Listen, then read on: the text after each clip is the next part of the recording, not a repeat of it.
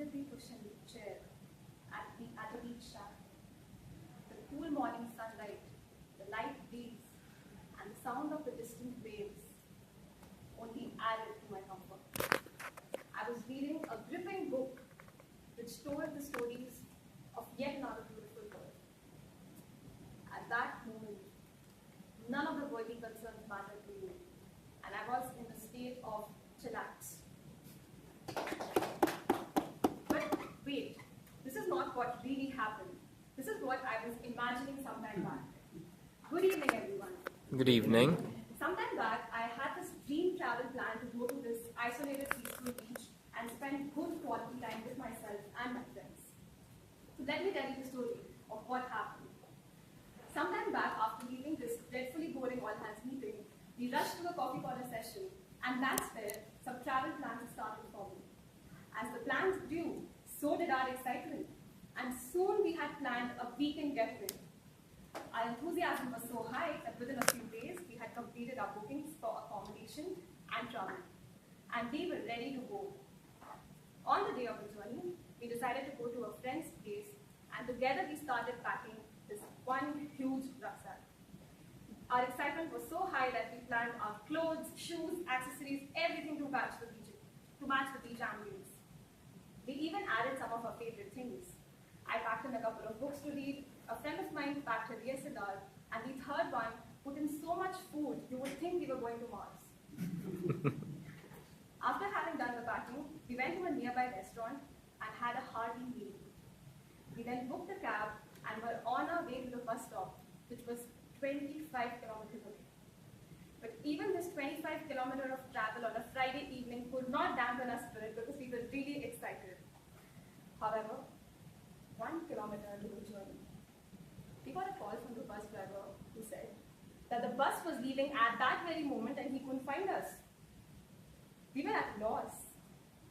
The bus driver told us, "You have 10 minutes to reach, otherwise there will be no bus to catch." And he hung up. So we called the bus office and sought an explanation from them.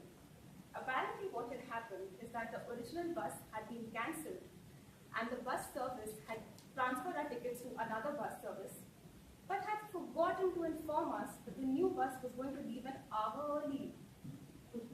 There was no way we were going to cover 25 kilometers in 10 minutes. So we explained our situation to the bus office people and pleaded with them to delay the bus for some time. He agreed to delay the bus for half an hour. Hearing our situation, our cab driver also got enthusiastic and agreed to race till the bus stop within 30 minutes. At a very high fare, definitely, but nonetheless, he agreed. So we were racing like we were in a Need for Speed video game where we were cutting corners, almost breaking speed signals at the edge of speed limits and reaching the bus stop. However, it took us 45 minutes to reach the bus stop and the bus was not there. But we did not give up. A friend of mine suggested, let's go visit the travel office and talk to them. Maybe there's another bus that he can get us in. So we rushed to the travel office and we found that though there was not another bus, maybe we could delay this bus.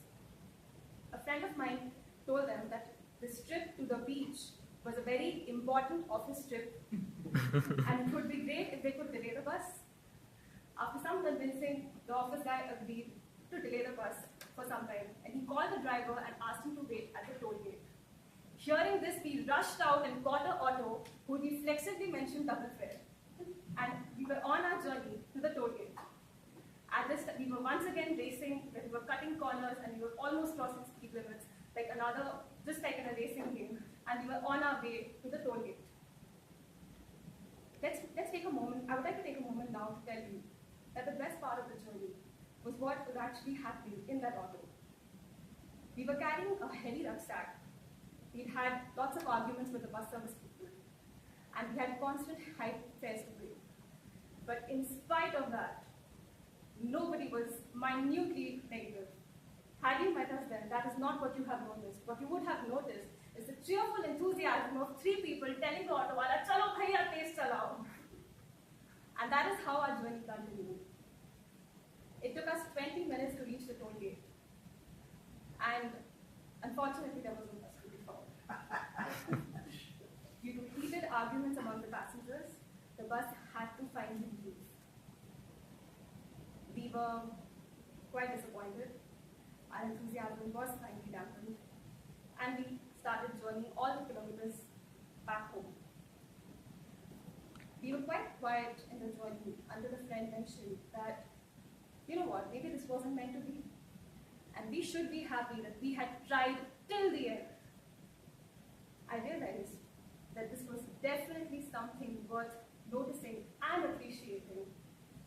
In spite of the obstacles, our spirit had not only survived but surpassed them, and we were enthusiastic till the very end. What I would like to share with you today is that sometimes being positive in a not so good situation is very good because that determines what you take away from that experience. This experience did not dampen or disappoint our spirits. Even today, when we look back at this experience, we think of it with laughter. We really appreciate all those people who helped us out. And what's more, because we did not get resigned, we planned the exact same trip and executed it a few weeks ago. So I did finally have my trip, and that's what I would like to share with you today. Thank you.